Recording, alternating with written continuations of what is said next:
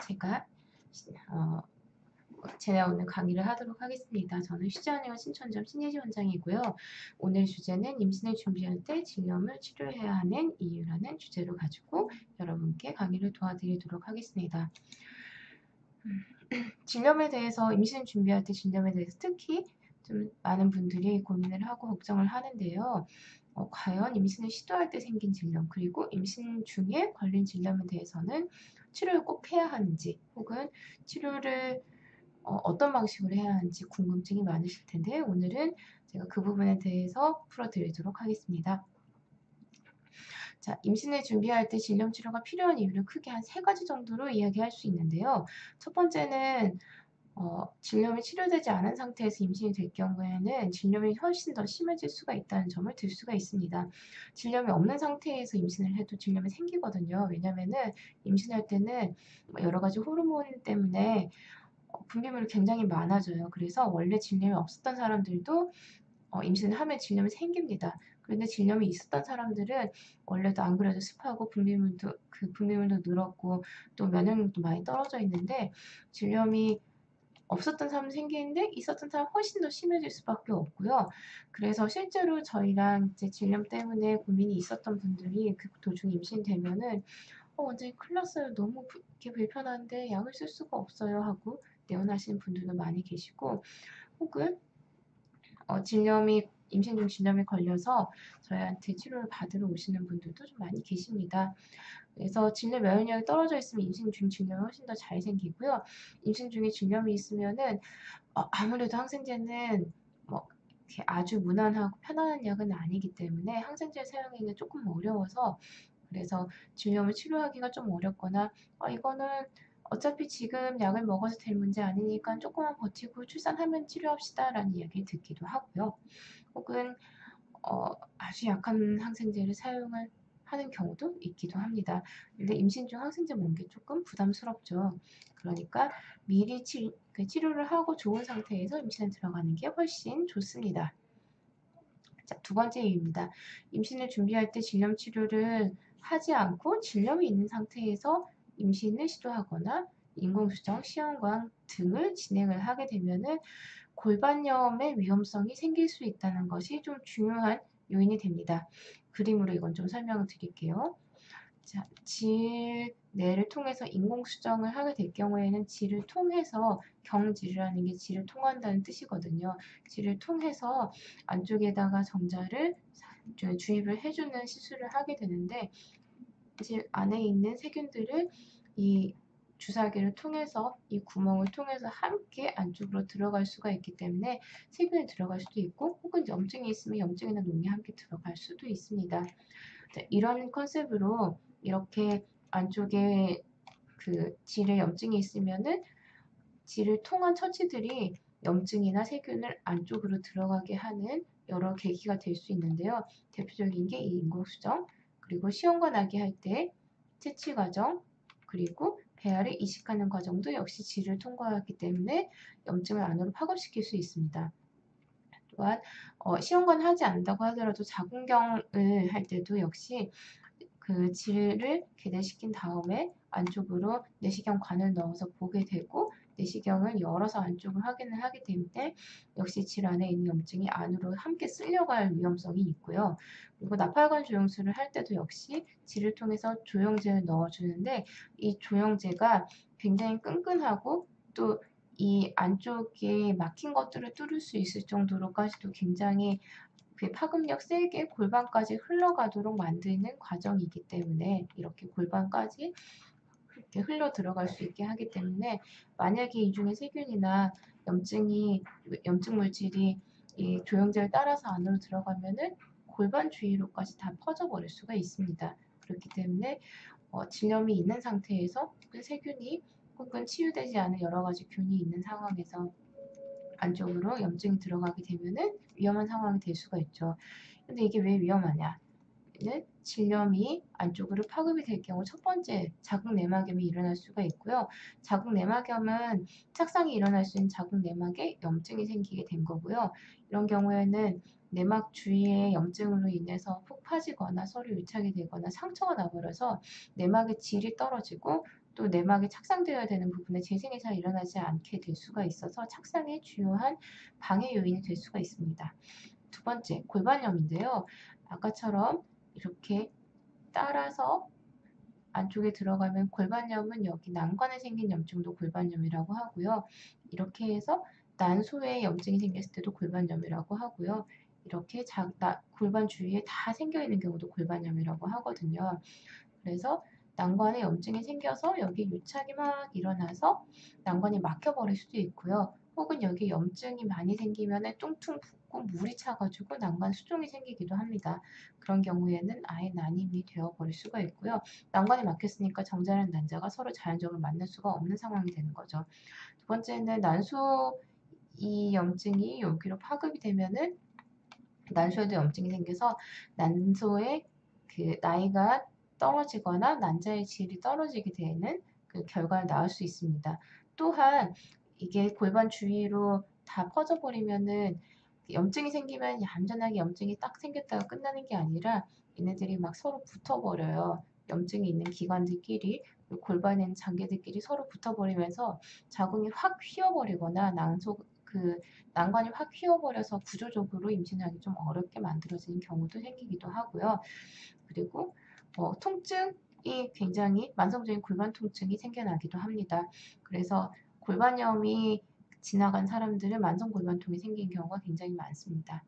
그래서 골반염으로 인해서 생길 수 있는 위험성을 시각적으로 좀 보여드리자면은 난관의 염증이 이렇게 지나가게 되면서 여기에 유착을 막히게 해버리면은 여기에서 배란이 되어도 뚫고 나갈 수가 없고 정자도 여기에서 뚫고 난관으로 갈 수가 없기 때문에 둘이 만날 수가 없게 됩니다. 자, 난관 수종 좀 무섭죠. 난관이 퉁퉁 부어 있는 거 볼 수가 있고요. 그리고 이건 내막에 생긴 염증, 그 내막에 생긴 유착입니다. 여기 이런 환경일 때는 사실은 이 안에 난자가 배아가 안쪽에 착상이 된다고 하더라도 착상이 잘 되기도 어렵은데 착상이 되더라도 내막이 충분하게 잘 자랄 수가 없는 상황이 될 수밖에 없습니다.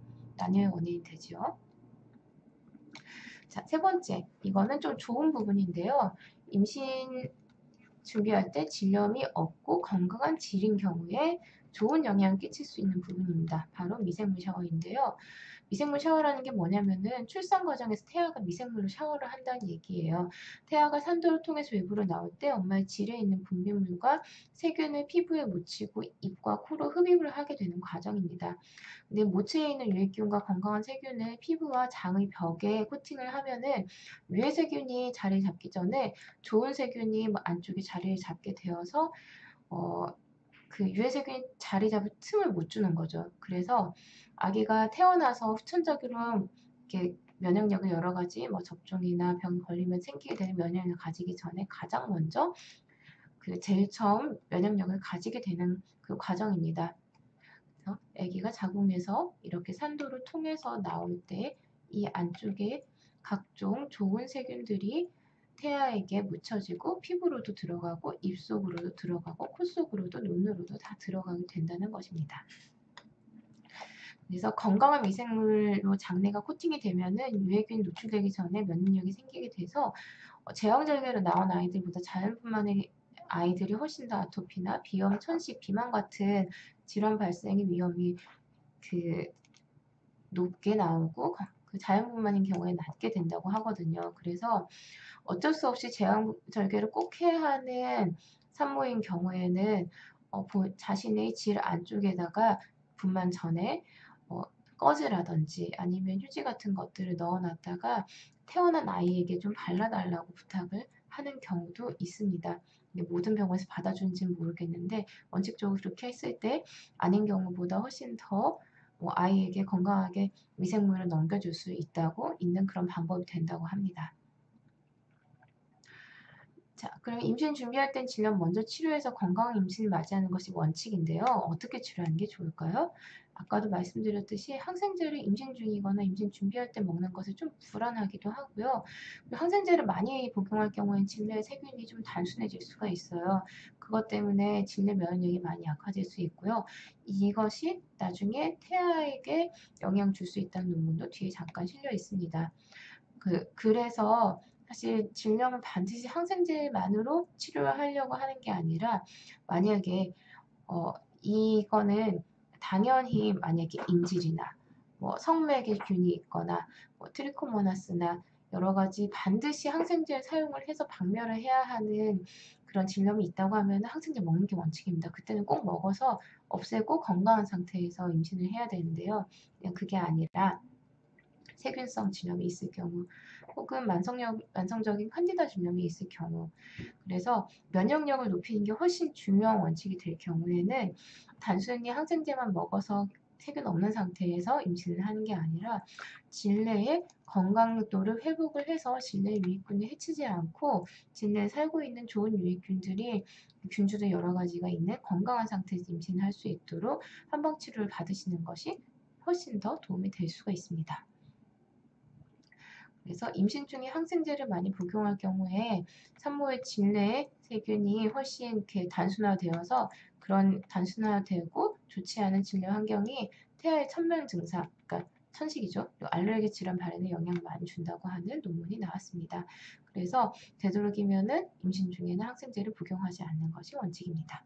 또한 유산균을 섭취할 경우 프로바이오틱스 섭취는 임신성 진성 당뇨병 발병 빈도와 어, 그 유량화 아닌데 그 아이를 우량화 출산을 감소시켜주고 또한 프로바이오틱스의 섭취가 안전하고 경제적인 방법이고 또 장기적인 산모와 아기의 건강에 유익성 결정짓는다. 그러니까 임신 중에 질내에 좋은 균주를 가질 수 있도록 유산균을 꾸준하게 섭취해야 한다는 내용이 논문으로 나오고 있고요. 또 특히 그 중에서 락토바실러스 퍼멘텀 균주를 섭취하는 것이 좋다는 그런 내용들이 논문으로도 나오고 있습니다. 그래서 미생물 샤워와 유익균 증식이 건강에 매우 중요한 부분이지만은 최근에는 항생제 오남용과 서구화된 식습관으로 인해서 대다수 사람들의 장내 균형이 깨어져 있습니다. 따라서 프로바이오티스 유산균을 꾸준히 섭취할 필요가 있고 또 좋은 제품을 찾아서 오랫동안 섭취해 주시는 것이 좋습니다. 그래서 이제 임신 준비하시는 분들에게 저희가 건강하게 질염을 치료하는 방법 첫 번째는 좌원입니다. 화복부와 질내로 따뜻하게 하고 또 한약을 직접 흡수시켜서 분무시키고 흡수시켜서 건강한 질내 상태를 만들어 드리는 방법이 바로 좌원입니다. 두 번째는 질내 분비물을 줄여주고 훨씬 더 건강한 상태를 만들어주는 약침들이 들어가게 되고요. 또한 중요한 거는 질내 건강을 항상 유지시켜 줄 수 있는 유산균을 복용하는 건데요. 아까 말씀드렸던 그 락토바실러스 퍼멘텀 균이 들어있는 레이디락을 섭취해 주시는 것도 좋은 방법이 됩니다. 그리고 특히 아까 전에 제가 임신 중이신 분들이 한의원 찾아가셔서 처방을 받아가는 경우들이 많다고 했는데 그 대표적인 처방이 바로 궁청수입니다. 궁청수는 완전히 한약 우리가 먹어도 될 정도의 한약으로 만들어진 여러 화학물질 같은 것이나 방부제가 전혀 들어가지 않고 정말 한약을 끓인 전탕액인데요. 옛날에 조상들이 만약에 몸이 좋지 않고 항생제가 나오기 전에 위치 좀 불편해 하면은 쑥이라든지 뭐 여러 가지 그 한약재들을 끓여서 좌욕을 해줬었는데요. 이 궁청수는 좌욕을 할 수 있도록 도와드리는 한약입니다. 그 궁청수를 물에 함께 타서 따뜻하게 좌욕을 해줬을 때 엉덩이를 담그고 있었을 때 질염이 빠르게 개선되는 효과를 보이기 때문에 또 임산부들도 사용할 수 있는 방법입니다. 그리고 한약과 과립제 임신 중에도 복용할 수 있고 또 임신 준비 중에 더더욱 복용할 수 있는 한약과 과립제의 복용을 통해서 질내 면역력과 전신의 면역력을 개선시킨 상태에서 임신을 시도하시면 되겠습니다. 자, 오늘의 사연입니다. 평소에 질염에 자주 걸리는 편인데 지금까지는 그냥 대수롭지 않게 생각했는데 자녀 계획 중인데 임신이 만성 질염이 임신을 방해한 요소로 작용되는지에 대해서 질문을 주셨네요. 만성적으로 질염이 있을 경우에는 만약에 질내 면역력이 많이 떨어져 있어서 관계를 가지기만 해도 질염이 생기는 사람들은 임신 시도 자체를 하기가 매우 어렵기 때문에 치료가 필요한 상황이고요. 그리고 질염이 어떤 세균의 종류들은 그러니까 반드시 없애야 하는 세균성 질염도 있거든요. 그래서 그런 질염이 있을 경우에는 임신 중에도 임신을 그러니까 태아가 태어나는 과정에서도 아이한테 영향을 줄 수가 있고 또 시험관이나 여러 가지 관계를 가지는 과정에서도 안쪽으로 들어가서 염증을 파급시킬 수가 있기 때문에 진염의 치료가 필요합니다. 그런 경우에는 망설이지 말고 진염을 치료하신 후에 임신을 시도하시길 바랍니다. 자, 오늘의 퀴즈입니다. 진염이 파급되어 나타난 질환이 아닌 것은 1번 자궁내막염, 2번 골반염, 3번 불임, 4번 시력감퇴. 와, 이건 정말 쉽죠? 많이 참여해 주시기 바랍니다. 방법은 7월 20일 금요일까지 카카오톡 쉬지 않으면 자궁센터로 정답 메시지를 보내주세요. 세 분에게 던킨도너츠 도넛 기프티콘을 증정해 드리도록 하겠습니다. 그리고 저희 시즌에서 지금 계속 굉장히 많은 분들이 받아 사용을 하고 있는 생리 다이어리 시즈 어플 많이 받아서 사용해 주시기 바랍니다. 이제 진료 기록도 저희 한의원에서 치료받은 진료 기록도 연동이 되고요. 여성에 관한 것, 미용에 관한 것 여러 컨텐츠들이 많이 있기 때문에 언제나 사용을 하시면은 재미있게 사용할 수도 있게 될 겁니다. 더 궁금하신 부분은 카카오톡으로 문의해 주시고요. 아이디는 시즈한의원 자궁센터입니다. 자, 오늘 강의는 여기까지고요. 강의 들어주셔서 감사합니다. 더 질문 주시는 것도 있으면 답변 드릴 테니까는 질문 주시기 바랍니다. 네, 다음 시간에 뵙도록 하겠습니다.